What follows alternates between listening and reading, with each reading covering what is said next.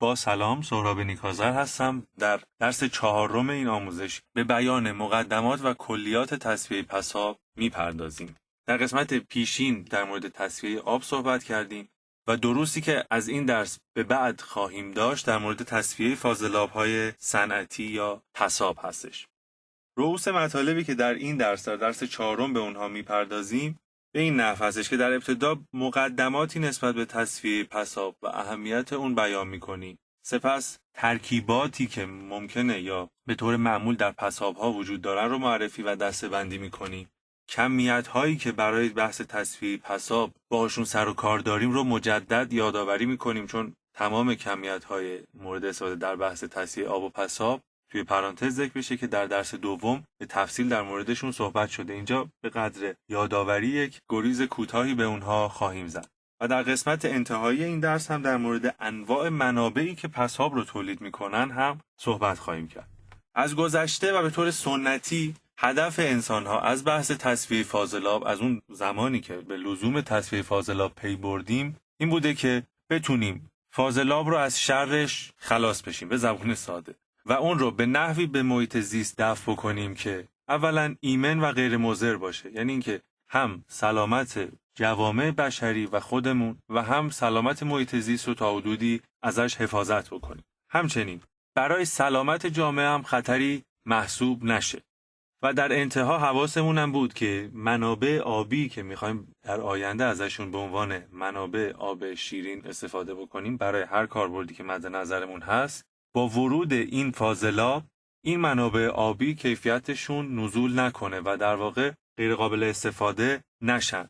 اما امروزه و با گذشت زمان یه هدف دیگه هم مطرح شده در بحث تصفیه فاضلاب که روز به روز به اهمیتش داره افزوده میشه و تلاش‌ها برای تحقق اون هم بیشتر میشه.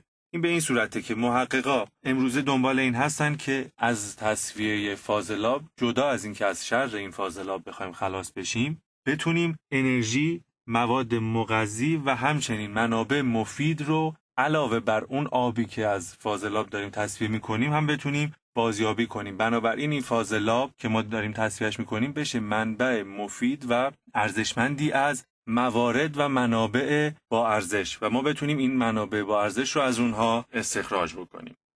معمولاً پساب‌ها یا فاضلاب‌های صنعتی دارای آلاینده‌های مختلفی هستن. اگر که بخوایم این آلاینده‌ها رو دسته‌بندی بکنیم و ذکرشون بکنیم به این صورته که یک گروه عمده از اونها جامدات معلق هستن. گروه بعدی مواد محلولی هستن که زیست تخریب پذیرند. دسته بعدی از آلاینده‌ها جامدات غیرعالی هستند. همچنین مواد مغذی، فلزات و میکروارگانیسم‌های بیماریزا یا پاتوژن هم در پساب‌ها وجود دارند.